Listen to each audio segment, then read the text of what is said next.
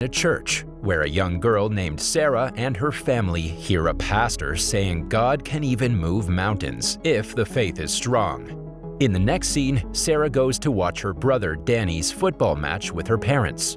Danny's girlfriend Cindy also joins them. Although Danny's playing well, the opposing team's player Bronner dives inside the penalty box and earns Danny a yellow card. As a result, a penalty is awarded and Bronner scores it with authority, hence winning the match for his team. After the match, everyone goes over to Sarah's grandfather Sam's place to spend the weekend. Shortly after, the kids hike to a nearby lake for fishing. When Sarah finds a dead bird on the shore, she decides to heal it with her prayers. Danny tries to convince her that she can't bring the dead back to life. However, the little girl is adamant that it will work. Soon, Danny and his girlfriend go fishing while little Sarah stays behind and prays for the bird. An hour later, the two return, only to find Sarah still praying on her knees. Surprisingly, she mentions that she can see God floating in over the lake. Suddenly, the wind blows for a moment and the bird comes back to life. As it flies, Cindy and Danny are speechless. However, they're skeptical that Sarah brought the bird back to life. They assume it must be the wind that woke up the bird. After returning from the lake, Sarah tells her grandfather about the bird. She explains that she saw God standing on the other side of the lake and the bird flapped its wings, so she let it go. Sam, who's very fond of his granddaughter, says he believes her because he always thought Sarah was special. Later that night, after returning home, Sarah calls her best friend Mark, who is wheelchair-bound because of a spinal injury. She tells him about the miracle, but as expected, Mark doesn't buy it. However, when Sarah promises on the Bible, he eventually believes her. After a while, Sarah's mother comes to her room and asks her to think of all the things that she's grateful for that day before sleeping. Surprisingly, the little girl mentions that God will take her to heaven soon, worrying her mother. A few hours later, Danny wakes up his parents, asking them to check on Sarah because she's gotten sick. Thankfully, their family physician, Dr. Ben, arrives immediately. As Sarah's symptoms include high fever and nausea, Ben concludes she has a stomach flu and will be fine in a couple of days. After Ben departs, Sarah's father goes to her room and finds an incredible painting. It's a painting of God that Sarah saw on the lake. 2 days later, Sarah and Mark are returning home from school. On their way, some guys bully Sarah, asking her to bring their dead animals back to life and calling her pathetic. Turns out that Mark revealed the miracle to others because he was excited for his best friend. Meanwhile, Danny and Cindy, who are passing by the street, see the boys troubling Sarah. As a result, Danny trips the boys with his football and sends them away. Just then, Bronner arrives with his dog and provokes Danny for a fight by mocking him for his previous game. At the same time, a car also arrives at a high speed and hits Bronner's dog, killing it instantly. While Bronner cries over his dead dog, Sarah steps in and prays for it. Surprisingly, the dog comes back to life and plays with her. Everyone watching the miracle is taken aback. Mark, who's also present among the attendees, requests Sarah to cure him of his spinal injury. Although she isn't sure if it'll work, Sarah prays for him and asks God to help her friend walk again. The following morning, Mark's parents take him to the hospital to see Dr. Ben. Turns out Mark has been able to move his toes, which was completely impossible after his spinal cord injury. Surprised, the doctor asks him to move again, and Mark successfully does it. Although Ben is stunned, he asks Mark's mother to not have high hopes. Suddenly, Mark is able to stand on his feet and walk. Even after going through such a deadly and incurable injury, the doctors can't believe that Mark is able to walk again. As he walks, Mark is overjoyed and gives the credit to Sarah for healing him. He also mentions Bronner's dog. Meanwhile, a media person, Dolores, who's at the hospital for a checkup, hears Mark and decides to cover the story. And in no time, Sarah is all over the news. In the next scene, Ben and the pastor visit Sarah at her house. When they tell her about Mark, she jumps with joy and thanks God for listening to her prayers. The pastor asks her about the lake incident, and she describes everything to him. However, Ben isn't convinced and asks Sarah's parents to bring her to the hospital for some examinations. On the other hand, the pastor believes there has to be something special with the girl, as the doctors have no logical explanation for Mark's recovery. Also, he knows that Sarah would never outright lie. Afterwards, Sarah's father goes to her room to find her drawing a girl riding on a horse. When asked, she says the girl came to her dreams and thinks she wants to be friends with her. Turns out the girl is a cancer patient named Teresa who is very fond of horses. She's scared of dying because her cancer is getting worse. Therefore, Teresa's mother, who has learned about Sarah from the news, wants to take her daughter to her to be healed. The following day, many parents arrive with their diseased and disabled children outside Sarah's house to be cured. When Sarah's parents decide to send those people away, a kind Sarah asks them what they would do if she was sick and there was a possibility to help her with such miracles.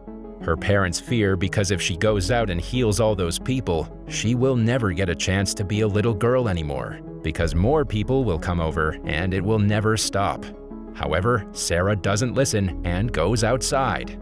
She notices Teresa and immediately remembers her from her dreams. Then she walks to her and holds her hand before praying.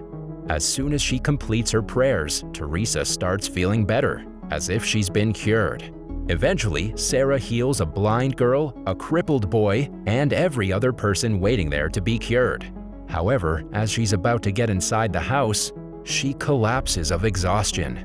Wasting no time, her parents take her to Ben's clinic, where he runs some blood tests and schedules her for an MRI.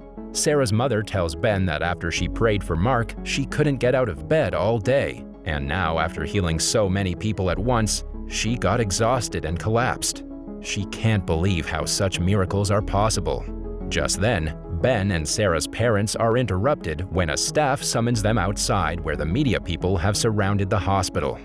Every news channel is broadcasting Sarah and calling her a miracle worker. In order to avoid the media, Ben asks Sarah's parents to stay at Sam's house for a couple of days after her MRI. Thus, they sneak her out from the back door and take Sarah to her grandfather's house. At Sam's place, Sarah's mother reveals everything that happened earlier. She's still stunned after she saw Sarah miraculously curing the people. However, she also worries because ever since Sarah said she saw God, she's getting sicker every day. Just then, she gets a call from the doctor and bursts into tears. In the next scene, Sam goes to the same lake where Sarah claims to have seen God. There, he begs God to cure his granddaughter. He cries asking God why he would make Sarah so perfect and then snatch her away from them. The following day, Ben and the pastor arrive at Sam's house to talk about Sarah. They send the little girl outside, but she comes back and eavesdrops on the conversation. Soon, the doctor reveals that Sarah has an inoperable brain tumor which might have been causing her hallucinations of God. When Sarah's mother inquires about all those she's cured, the doctor replies that it was some kind of mass hypnosis. Sarah, who's been overhearing everything, is devastated when Ben tells her parents that she's going to die soon and there's no cure. As Sarah's mother breaks down, Sarah approaches her and asks her not to cry. The little girl tries to comfort her mother, saying she'll be with a safe and happy God when she goes to heaven. However, she wants to go back to the lake and ask God if he can delay her departure for a few years. As Sarah keeps on insisting, she gets dizzy and falls on the ground. Hence, the parents rush her to the hospital. Later, after the little girl regains consciousness, Danny and Cindy leave the hospital and arrive at Sam's, where they find Teresa, Mark, their parents, and the pastor. Teresa tells everyone that when Sarah healed her last week, she saw a spiritual figure floating next to Sarah, holding out his hand to touch the children she was touching. After she prayed for her, Teresa felt different and warm for the first time in years. She felt healthy and knew right away that she had been cured. Since Sarah wanted to help people, Teresa believes it's time to pay her back and help her. After Teresa finishes speaking, Sam reveals that he and the pastor have a plan to fulfill Sarah's last wish to go to the lake.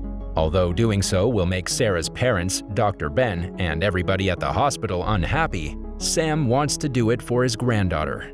It's because the old man believes that the lake has magical powers. He is certain that Sarah knows something that no one else knows which could help her. Hearing this, everyone agrees to help Sarah get to the lake. Later that night, the group puts on a collective effort and tricks the hospital staff, Sarah's parents, and even Dr. Ben to get the little girl out of the hospital. Once Danny and Teresa's mother get into their car with Sarah, they're followed by Mark and Cindy. As soon as Sam gets a text from his grandson, he also rushes to his car accompanied by the pastor. Unfortunately, a media reporter sees Sarah inside the car and informs others. Inside the hospital, Sarah's parents are shocked to see Teresa instead of their daughter and realize that Sam has taken her to the lake. Thus, they too start their car and drive away. Elsewhere, some officers start following Danny and Sam due to them crossing the speed limit. Danny somehow manages to lose the police. But unfortunately, a tree falls and blocks the road. With the storm and heavy rainfall, Danny can't carry his sister all the way to the lake. Just then, Bronner comes to the rescue and offers to help. He mentions that he knows a shortcut and carries Sarah with him, as he owes her for saving his dog.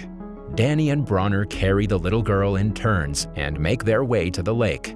On the way, a wolf snarls at them, but Bronner's dog sends it away. Soon, Danny and Bronner arrive at the lake with Sarah, and the former starts praying on behalf of his sister. Just then, Sarah's parents, the media, and several other people also arrive. Sarah's mother yells at Sam for bringing her daughter there on such a stormy and rainy night. Sadly, amidst the commotion, Sarah passes away, leaving everyone devastated. Suddenly, a bright light swirls over the lake and God appears. Then, Sarah's soul departs from her body and goes to God. Everyone is taken aback by what they just saw. Although they're devastated to see Sarah die, they're also somewhat relieved to see her holding God's hand. Following that, they take Sarah's body home and lay her down in the bed. Danny finds Sarah's drawing where she's holding God's hand and shows it to everyone. They realize that the little girl knew God was coming for her. Shortly after, Danny finds another drawing in which Sarah is coming back from heaven. Seeing this, everyone becomes hopeful and Danny starts praying with all his heart. His prayers are eventually answered as Sarah gasps and suddenly comes back to life. She explains that she told God she wasn't ready to be in heaven yet, so he sent her back to take care of her family. Dr. Ben, who witnessed everything unfold right in front of his eyes, finally starts believing in God's miracles. Afterwards, Sarah goes outside and surprises the people who were lighting candles after her death. Considering her as God's child, everyone kneels down. However, Sarah asks them to get up. She mentions that all must have faith in God and pray to Him so that He'll help them. Not only that, she asks everyone to love their children and families, try to help one another, and spread love. God will definitely help them because He loves everyone. The movie ends as the whole town visits the church and listens to the pastor with complete faith in God.